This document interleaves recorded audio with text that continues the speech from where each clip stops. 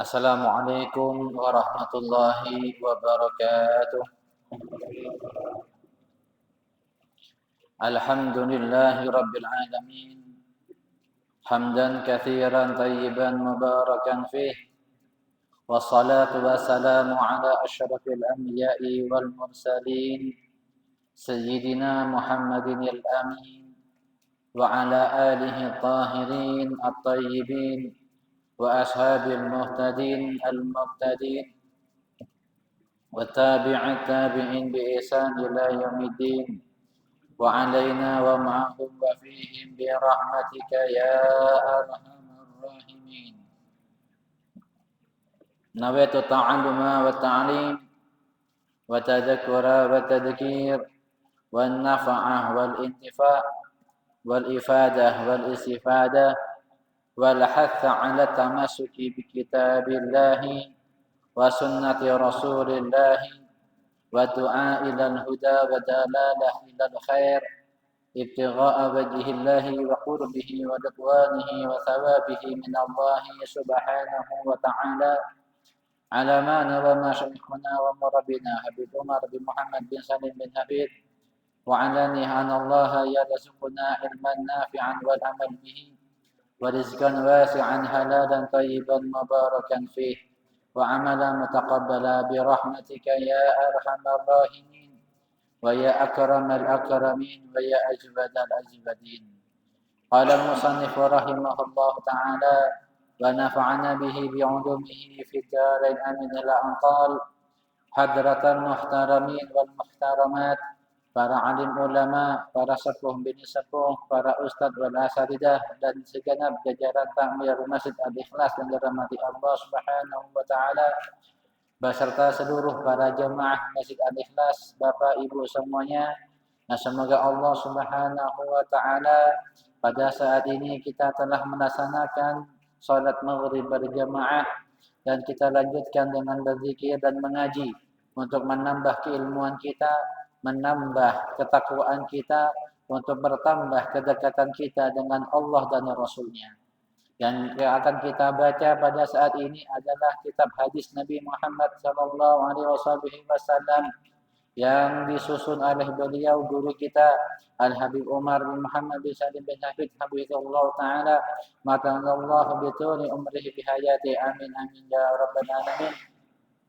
Nah, semoga di bulan Maulid ini, di bulan kelahirannya Nabi ini, kita membaca hadisnya biar kita tambah dekat dengan Rasulullah SAW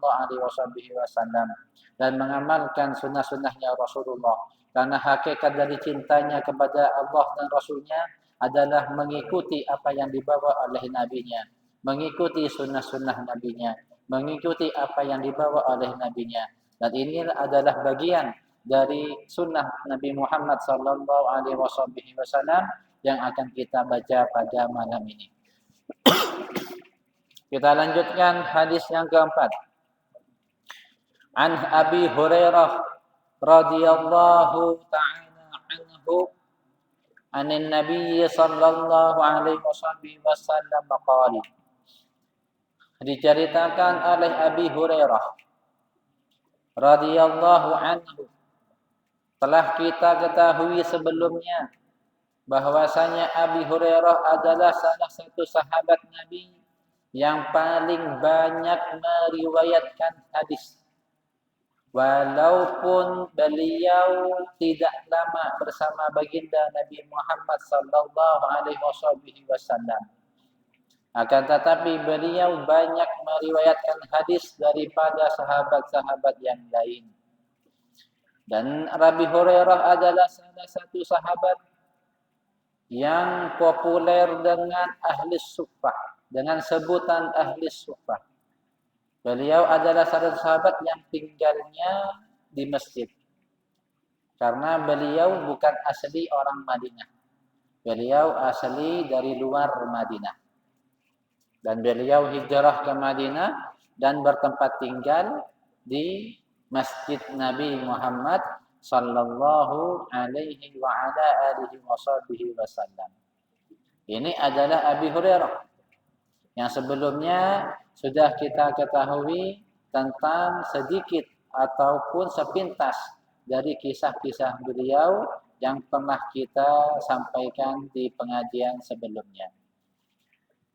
Radhiyallahu anhu, semoga Allah meridai beliau.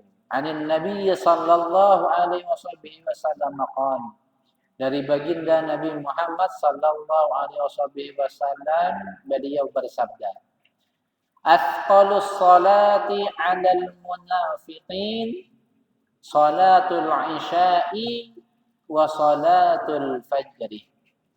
Rasulullah sallallahu alaihi wasallam bersabda, paling beratnya salat bagi orang munafik adalah salat isya dan salat fajar, yaitu salat subuh. Ini paling berat. Paling beratnya salat bagi orang munafik adalah salat isya dan salat subuh. Apa itu munafik? Munafik ini ada dua.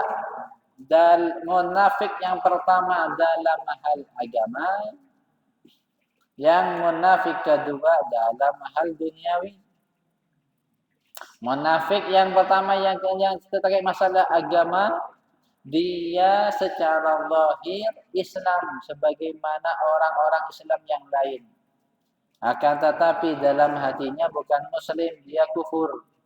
Hanya saja ingin memasuki dalam gerombolan orang Islam untuk menghancurkan dari dalam. Ini munafik secara akidah. Dari zahir pakai kopiah, pakai sarung, baju takwa, ke masjid, ikut sholat dan sebagainya bersama orang Islam. Akan tetapi dalam hatinya ingin menghancurkan Islam, ingin mencerai-beraikan Islam. Munafik dalam hal agama, akidahnya. Seperti halnya peristiwa-peristiwa yang pernah terjadi pada sejarah sebelum-sebelumnya. Ini munafik dalam hal agama. Munafik dalam hal duniawi adalah dia di hadapan orang seakan-akan dia orang yang paling baik. Di hadapan orang dia paling meyakinkan. Akan tetapi di belakang dia terselubung. Nah, kan di sini tanda-tanda munafik itu ada 4. Yang kemarin pada hari Ahad telah kita jelaskan. Yang pertama, jika dia berjanji, dia mengingkari. Jika dia berbicara, dia berbohong. Jika dia jika dia berjanji, dia mengingkari. Jika dia berbicara, dia berbohong. Jika dia diberi amanah, dia berkhianat. Jika dia diberi amanah, dia berkhianat. Ini yang ketiga. Yang keempat adalah jika dia takhasum, berseteru, punya masalah dengan seseorang, punya masalah dengan satu kelompok, punya masalah dengan organisasi, dia bermain curang. Nah, ini tanda-tanda munafik. Makanya paling beratnya salat bagi orang munafik yaitu salat isya dan salat subuh. Kenapa kok salat isya dan salat subuh? Karena salat isya ini yang pertama, waktu istirahat adalah waktu istirahat yang sangat panjang. Waktu isya. Waktu isya ini adalah waktu istirahat yang sangat panjang. Sehingga mereka berpikiran, oh isya masih panjang kok. Isya masih lama kok. Oh isya gampang aja, saya tunggu dulu. Saya tunggu dulu. Saya jam 8. Saya jam 9. Saya jam 10. Bentar dulu, nanti dulu. Ini. Karena waktu istirahat panjang. Nah, dibuat hal-hal yang lain. Kalau waktu kenapa kok bukan waktu duhur, waktu asar? Karena waktu duhur ini Orang kebanyakan mereka beraktivitas kerja waktu istirahat. Waktu duhur ketika waktu aktivitas, dia istirahat bisa meluangkan untuk sholat. Waktu asar masih tempat kerja. Maghrib orang pada datang untuk berbuka puasa bagi mereka yang berpuasa. Saya sempat sholat. Tapi waktu isya beranggapan masih panjang. Beranggapan masih lama. Ini. Dan sedangkan waktu subuh kenapa? Waktu subuh paling enaknya tidur. Waktu subuh paling nyaman-nyamannya terlelap tidur. Azan Allahu Akbar, tambah rekat selimutnya. Nah, tambah rapat selimutnya. Nah, ini yang ini. Makanya paling berat sholat bagi orang munafik adalah sholat isya dan sholat subuh. Sehingga Rasulullah Shallallahu Alaihi Wasallam bersabda, "Walau ya'lamuna ma fihima." Seandainya mereka mengetahui apa keistimewaan, apa keunggulan dari sholat isya dan subuh, seandainya mereka mengetahui keutamaannya sholat isya dan subuh, ini la atauhuma walau habwan, maka mereka akan mendatangi, yaitu untuk sholat isya berjamaah, sholat subuh berjamaah, walau habwan, walaupun dengan cara melangkah. Saking besarnya fadilah keutamaan yang ada pada sholat isya dan sholat subuh. Makanya di sini Rasulullah bersabda, seandainya mereka tahu apa keistimewaan, apa keunggulan dari sholat isya berjamaah dan sholat subuh berjamaah, mereka akan datang untuk menepati sholat isya dan subuh berjamaah walaupun dengan cara merangkak. Hadis lain menyebutkan fadilah keutamaan sholat isya dan subuh. Sholatul isya'i jama'atan faka'annama sholla nisfal lail. Sholat isya berjamaah seakan-akan mereka telah melaksanakan sholat separuh malam. Wa man shalla subha jama'atan faka'annama shalla laila kullahu. Barang siapa yang sholat subuh berjamaah, ini tadi sholat isya berjamaah, sholat subuh berjamaah, barang sholat isya berjamaah, subuh berjamaah, seakan-akan mereka telah melaksanakan satu malam penuh, yaitu sholat. Ini keutamaan di antara keutamaannya, dan masih banyak lagi keutamaan yang lain. Dan masih banyak lagi keutamaan yang lain. Dalam hadis lain menyebutkan lau shallal bardaini dakhalal jannah.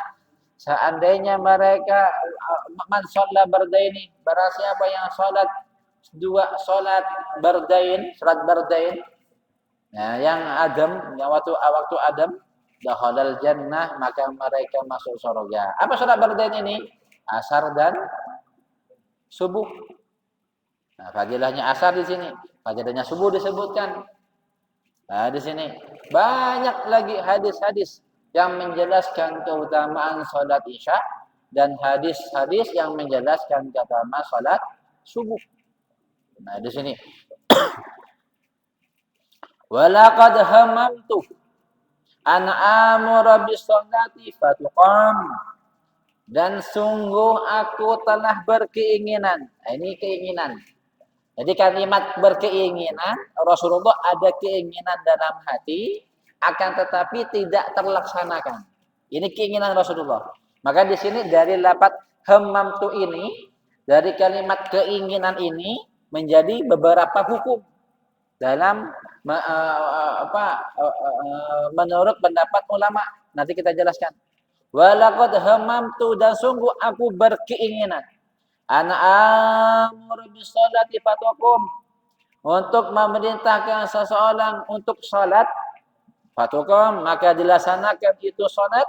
Tsumma amuru rajulan fayusalli bin nas, lalu aku memerintahkan seorang lelaki untuk salat dengan mereka, yaitu menjadi wakil Nabi Muhammad untuk mengimani menjadi imam sholat tersebut.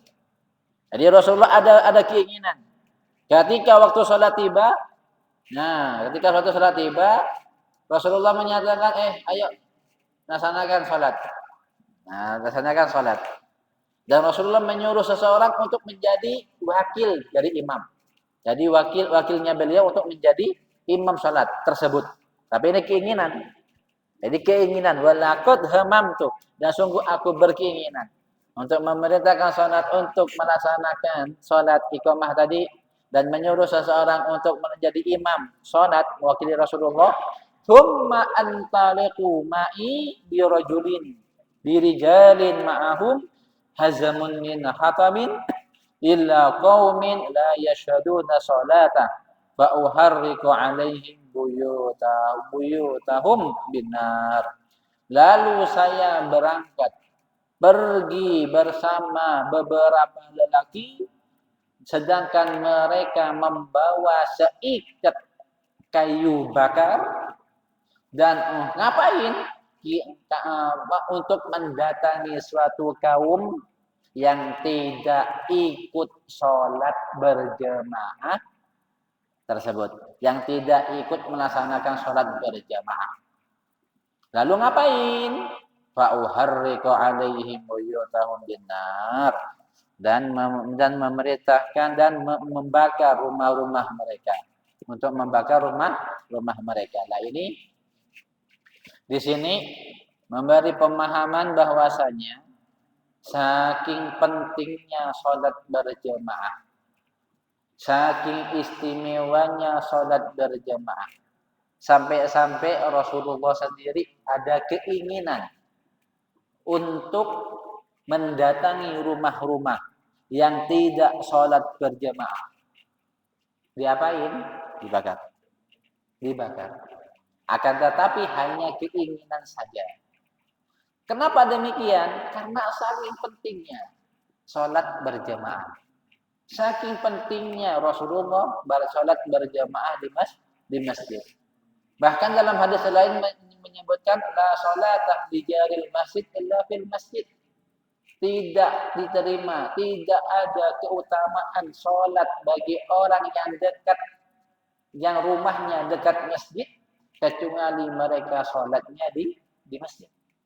Sampai ada hadis itu, tidak ada keutamaan, tidak mendapatkan keutamaan, keistimewaan orang yang sholatnya di rumah sedangkan rumahnya dia dekat masjid.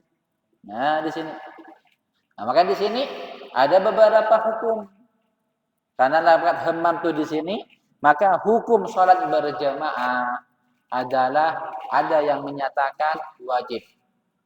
Ada yang mengatakan wajib, karena di sini hadis tersebut Rasulullah saking kuatnya, keteguhannya untuk menjaga sholat berjamaah dilaksanakan, didirikan, sampai-sampai ada keinginan untuk mendatangi rumah-rumah yang tidak sholat berjamaah.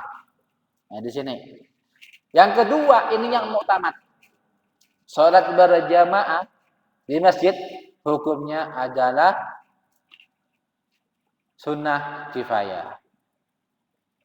Fardu kifayah. Fardu kifayah. Fardu ain, ada fardu wajib, fardu kifayah. Artinya dilaksanakan satu masjid, satu desa yang ada masjidnya tidak dilaksanakan sholat berjamaah, maka satu desa dosa semua. Nah, di sini satu desa semuanya berdosa. Maka di sini sholat berjamaah dilaksanakan. Makanya kemarin, yang waktu beberapa tahun kemarin, kita diuji oleh Allah Subhanahu wa Ta'ala di Indonesia khususnya, masjid-masjid tidak boleh melaksanakan, mendirikan sholat berjamaah, tetap wajib dilaksanakan. Tetap wajib dilaksanakan walaupun hanya beberapa orang. Wajib. Kalau tidak melaksanakan berjamaah di masjid dan dikumandangkan azan yang menjadi syiar di masjid, ya, bukan di rumah. Kenapa kok harus di masjid? Karena masjid adalah syiar. Masjid adalah syiar. Nah, mereka orang-orang dengar azan di daerah tersebut di masjid. Nah, di sini maka masjid yang mengadakan sholat berjamaah. Maka di sini pentingnya untuk menjaga sholat berjamaah. Maka di sini hadis ini memberi faham, memberi makna, memberi pengertian kepada kita. Yang pertama adalah keistimewaan, keutamaan sholat isya berjamaah nanti. Nah, dan sholat subuh berjamaah. Telah kita ketahui tadi hadis yang telah kita sebutkan. Bahkan minimal ketika Ramadan khususnya minimal seseorang mendapatkan keutamaan fadilah malam Lailatul Qadar minimal adalah mereka sholat isya berjamaah, subuh berjamaah. Ini minimal, paling minimalnya. Paling minimalnya seseorang mendapatkan keutamaan.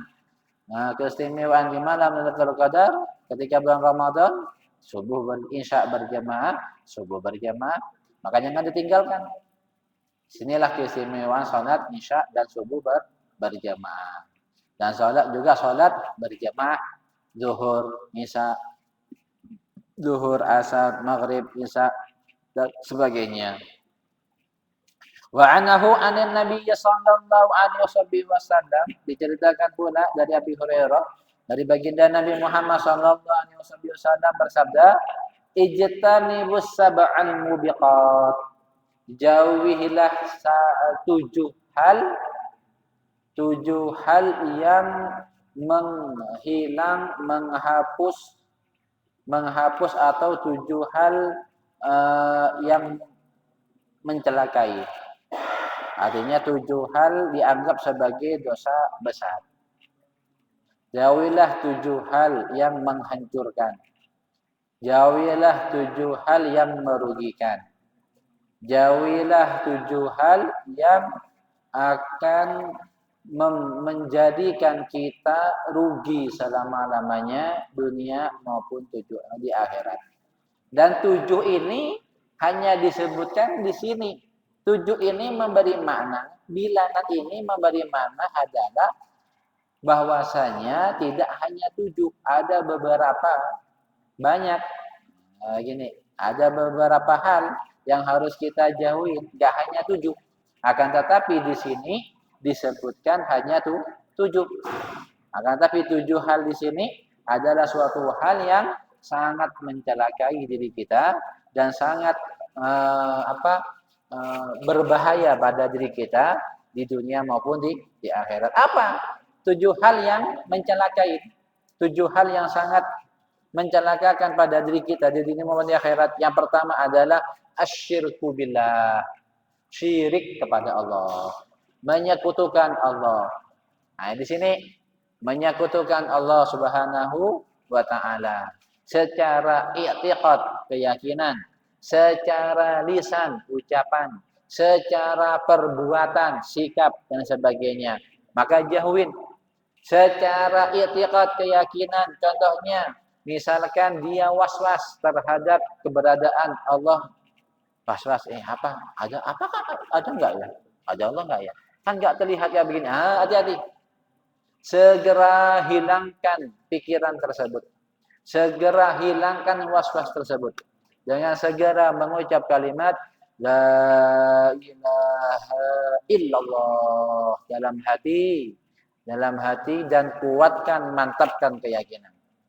Jika ada pikiran-pikiran demikian, jika ada pikiran-pikiran yang menjadikan kita was-was terhadap keyakinan kita.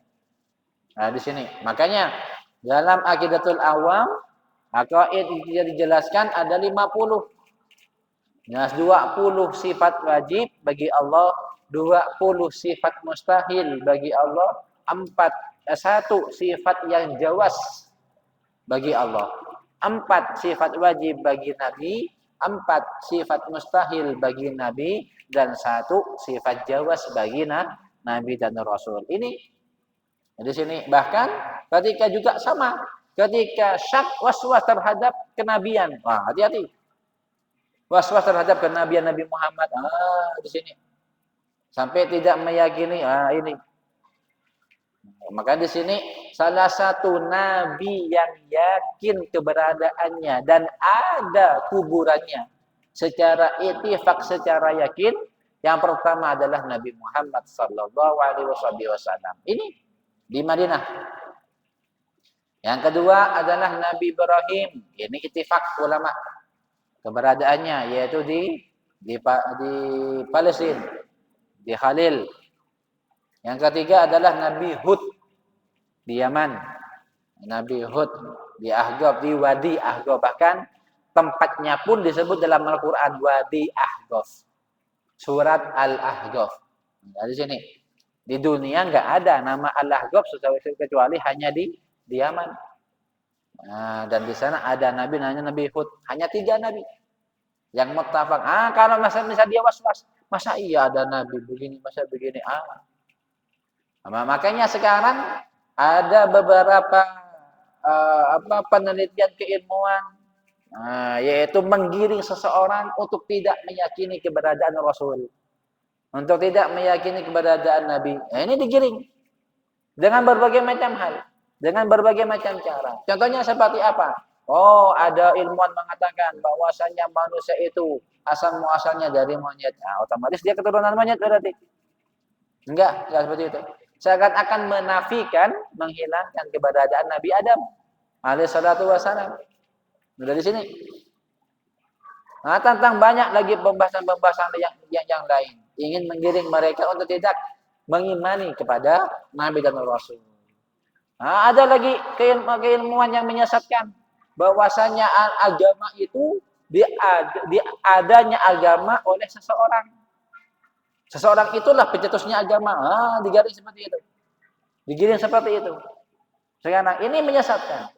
Ini yang harus kita hindari dari pemikiran-pemikiran atau keilmuan-ilmuwan tersebut. Disesatkan. Bahwasanya agama itu diciptakan oleh seseorang.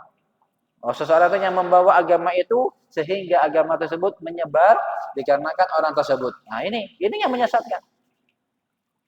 Nabi dan Rasul. Nabi adalah utusan Allah Subhanahu wa taala. Agama yang dibawa oleh Nabi dan Rasul adalah agama yang diperintahkan oleh Allah, bukan buatan Nabi, bukan agama buatan, bukan agama yang dibuat-buat, bukan. Dari sini. Ini 7 hal yang mencelakakan kehidupan kita, mencelakakan kehidupan dunia ataupun di akhirat. Yang pertama adalah syirik kepada Allah Subhanahu wa taala maupun dan Rasulnya. Juga demikian. Syirik kepada Allah juga termasuk apa? Yang keyakinan atau ucapan mengatakan sesuatu hal, Allah itu mujassamah. Apa mujassamah? Punya tangan, punya kaki, punya kepala, punya mata. Ini bahaya. Seperti halnya sebagai dari pendapat-pendapat yang lain, memiliki tangan, kaki, mata, melihat seperti itu. Enggak. Allah itu tidak sama dengan makhluknya. Makanya dijelaskan dalam Suratul Awam, mukhalafatun lil hawadits, berbeda dengan sesuatu yang dia ciptakan. Enggak sama. Apapun yang terlintas dalam pikiran kita tentang Tuhan, tentang Allah tidak sesuai apa yang dipikirkan dalam pikiran kita. Tidak pernah terlintas hal itu. Dari situ. Lantas bagaimana? Misalkan ada pertanyaan, lantas bagaimana? Ada kisah-kisah Nabi Muhammad bertemu dengan Allah. Bahkan ada sebagian dari sholihin juga bertemu dengan Allah. Ahmad bin Hanbal. Begitu. Nah, di sini mereka melihat dengan kekuasaannya Allah Subhanahu wa taala yang tidak bisa disifatin oleh sifat-sifat kemanusiaan. Enggak bisa. Nah, ini yang pertama. 7 hal yang mencelakai, yaitu syirik kepada Allah. Yang kedua adalah sihir. Sihir.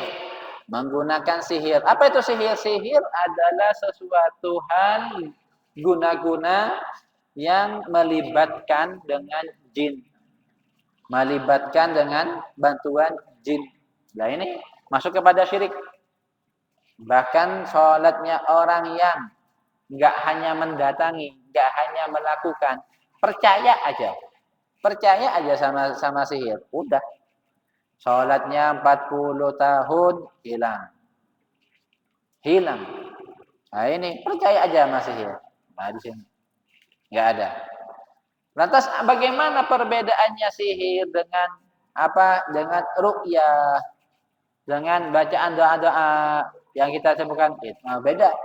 Kalau sihir ini ada berhubungan bantuan dengan jin, melakukan hal-hal kesyirikan, melakukan hal sebelum melakukan tindakan sihir tersebut, sebelumnya melakukan hal-hal yang menyebabkan dia keluar dari agama Islam. Nah, di sini. Nah, ini naudzubillah min dzalik, sihir. Wa qatlun nafsin lati haramallahu illa bil haqq, dan membunuh seseorang atau menghilangkan nyawa seseorang tanpa kebenaran, tanpa hak. Ini tanpa ada kebenaran. Nah, ini membunuh, sengaja membunuh.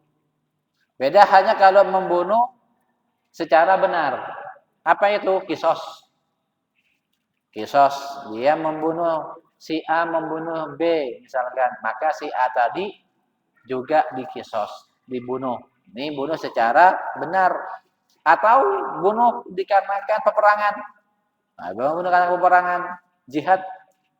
Nah, di sini. Tapi kalau asal ngawur membunuh orang nggak bersalah malah dibunuh orang begini.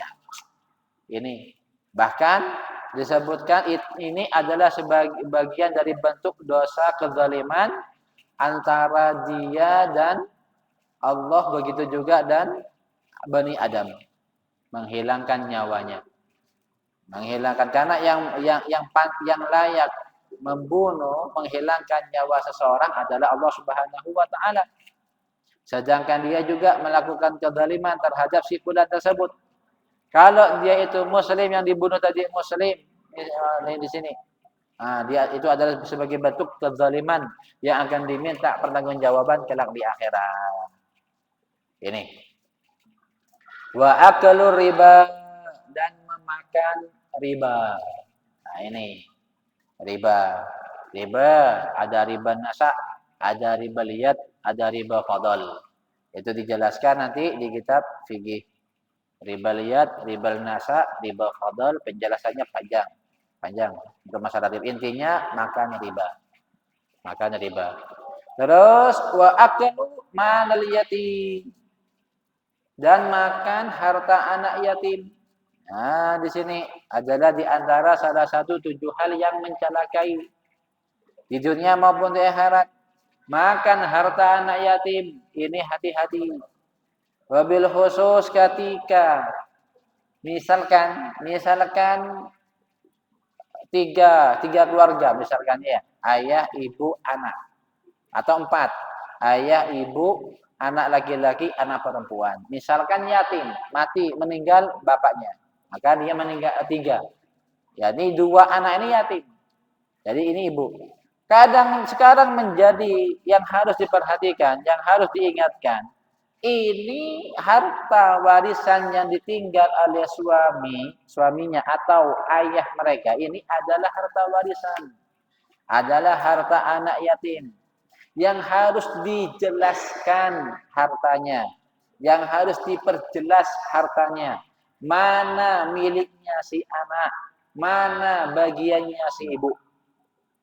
Karena kalau hanya diserahkan ke ibu, ke istri, ini semua harta anak yatim ini, harta anaknya diserahkan kepada ibunya semuanya, karena alasan si anak tadi masih kecil. Si anak tadi masih kecil. Ini yang bermasalah nanti. Khawatir nanti harta tersebut akan dimakan oleh ibunya sendiri. Karena ibunya ini adalah seorang janda. Sedangkan dia memiliki anak yatim, sedangkan anak yatim ini memiliki harta warisan dari si suaminya. Ini yang berbahaya yang sering terjadi. Enggak, dibiarin karena masih kecil, dibiarin dulu, dia dipakai, dibuat ini, buat itu, dia ini.